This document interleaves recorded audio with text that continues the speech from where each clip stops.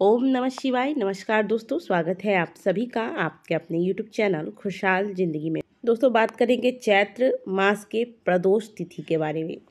चैत्र मास का दूसरा प्रदोष व्रत 21 अप्रैल दिन रविवार को पड़ रहा है, इसलिए इसे रवि प्रदोष कहा जाएगा। ऐसे में आज के दिन रवि प्रदोष पर किया जाने वाला बहुत ही सुंदर सा उपाय लेकर आई हूँ, जो कि धन प्राप्ति के लिए। यदि आपका कहीं धन फंसा हुआ है, आपने कोई नया व्यापार आरंभ किया है जो चल नहीं रहा है, आप व्यापार बदलने का सोच रहे हैं, या फिर आपको लग रहा है कि कम से कम जो पैसा आपने अपने व्यापार में लगाया है वो पैसा आपको वापस मिल जाए, तो ये उपाय एक बार अवश्य कीजिएगा। बहुत ही सुंदर सा उपाय है। इसका वर्णन स्वयं शिव महापुराण के कथा के अंतर्गत किया गया है।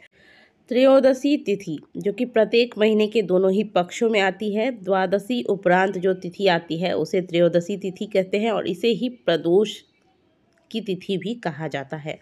प्रदोष के दिन प्रदोष काल में महादेव की पूजा आराधना करने का विधान है। इससे भक्तों के दुख दूर होते हैं, धन सुख समृद्धि का आशीर्वाद प्राप्त होता है। चैत्र मास के शुक्ल पक्ष की त्रयोदशी तिथि का आरंभ 20 अप्रैल को रात 10:41 पर होगा, और इसका समापन अगले दिन 21 अप्रैल को सुबह 1:11 पर होगा। ऐसे में उदया तिथि के अनुसार 21 अप्रैल दिन रविवार को ही प्रदोष व्रत रखा जाएगा। इस दिन प्रदोष काल में पूजा का जो शुभ मुहूर्त होगा वह होगा 6:51 से लेकर रात 9:02 तक। तो इसी बीच आपको महादेव की पूजा अर्चना या फिर जो भी आपको उपाय वगैरह करने हैं, प्रदोष की पूजा महादेव के मंदिर में ही जाके करें, ये ही श्रेष्ठ होगा। यदि आप कोई उपाय करते हैं या पूजन करते हैं तो भले आप सुबह की पूजा घर पे कर ले, लेकिन प्रदोष की पूजा जो प्रदोष काल में की जाती है, ये हमेशा आप कोशिश करें कि आप मंदिर जाकर ही प्रदोष काल की पूजा करें, क्योंकि प्रदोष काल में महादेव के मंदिरों में जो शिवलिंग स्थापित है उसमें माता पार्वती संग भगवान भोलेनाथ साक्षात रूप में निवास करते हैं। बात करते हैं इस उपाय की, तो इस उपाय को यदि आप व्रत करते हैं तो भी कर सकते हैं, और यदि आप व्रत नहीं करते हैं तो भी कर सकते हैं। बस प्रदोष के दिन आप शुद्ध सात्विक भोजन लीजिए, महादेव की पूजा अर्चना कीजिए, और प्रदोष काल में यह उपाय जाकर महादेव के मंदिर में कर लीजिएगा। इसके लिए आपको क्या करना है, 3 बेलपत्र लेना है। बेलपत्र चिकना एकदम होना चाहिए, कटा फटा ना हो, इस बात का ध्यान रखिएगा। बेलपत्री की डंडी के नीचे जो गांठ सी बनी होती है इसे तोड़ कर हटा दे। 1 लोटा जल ले लीजिए। धूप दीप इत्यादि की व्यवस्था कर ले, क्योंकि प्रदोष के दिन प्रदोष काल में महादेव की पूजा की जाती है, और प्रदोष काल की पूजा दीप धूप इत्यादि के बिना अधूरी मानी जाती है। तो ये सारी चीज़ें आप ले लीजिएगा। बाकी उपाय के लिए आपको केवल 3 बेलपत्र और 1 लोटा जल लेना है। सबसे पहले 1 बेलपत्र लीजिए, और यह बेलपत्र महादेव के शिवलिंग पर जो अशोक सुंदरी का स्थान है, माता अशोक सुंदरी के स्थान पर पहला बेलपत्र आपको अर्पित करना है, श्री शिवाय नमस्तुभ्यम बोलकर।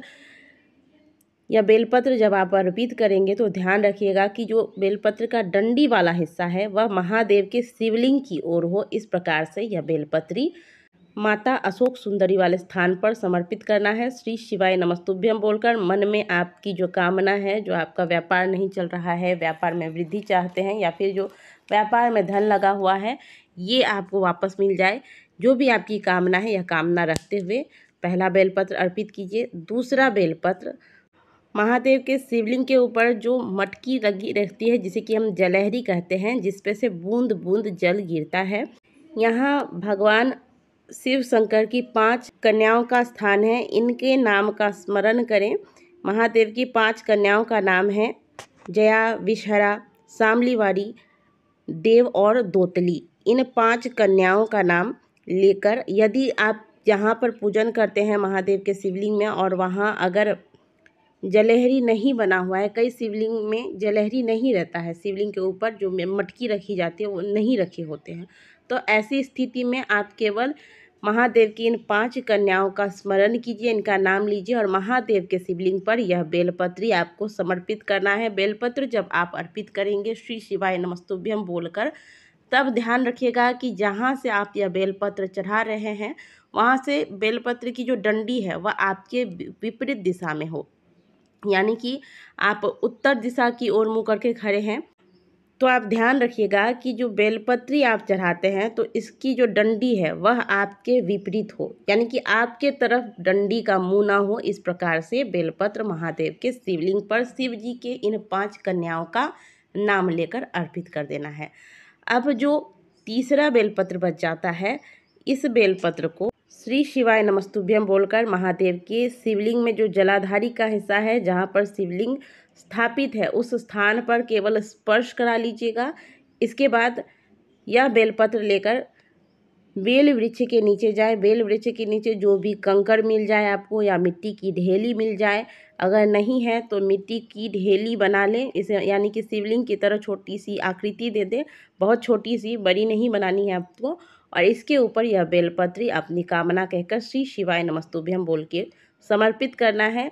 ध्यान रखिएगा जो डंडी है बेलपत्र का वह बेल वृक्ष के जड़ की ओर हो, आपकी तरफ ना हो, इस बात का ध्यान रखिएगा। इस प्रकार से 3 स्थान पर महादेव का ध्यान करके श्री शिवाय नमस्तुभ्यम बोलकर अपनी कामना रखते हुए रवि प्रदोष के दिन यदि आप ये 3 बेलपत्र अर्पित करते हैं, महादेव के मंदिर में धूप दीप दिखाते हैं, तो महादेव की कृपा से आपका जो फंसा हुआ धन है वह धन आपको वापस मिलेगा, आपके व्यापार में वृद्धि होगी। बहुत ही सुंदर सा उपाय है। इस उपाय को आप अवश्य कीजिएगा। मात्र 3 बेलपत्र लेना है और 1 लोटा जल जो आप लेकर जाएंगे, यह जल सबसे पहले महादेव के शिवलिंग पर अर्पित कीजिएगा। इसके बाद एक एक करके ये 3 बेलपत्र जिस प्रकार से बोले गए हैं महादेव के शिवलिंग पर समर्पित कर दें। तो आज के वीडियो में दी गई जानकारी यदि आपको अच्छी लगी हो तो वीडियो को लाइक ज़रूर कीजिएगा। कमेंट बॉक्स में हर हर महादेव अवश्य लिखिएगा। यदि आप हमारे चैनल पर पहली बार आए हैं तो चैनल को सब्सक्राइब करना ना भूलें। मिलते हैं आपसे अगले वीडियो में। इस वीडियो को यहीं समाप्त करते हैं। तब तक के लिए ओम नमः शिवाय, हर हर महादेव।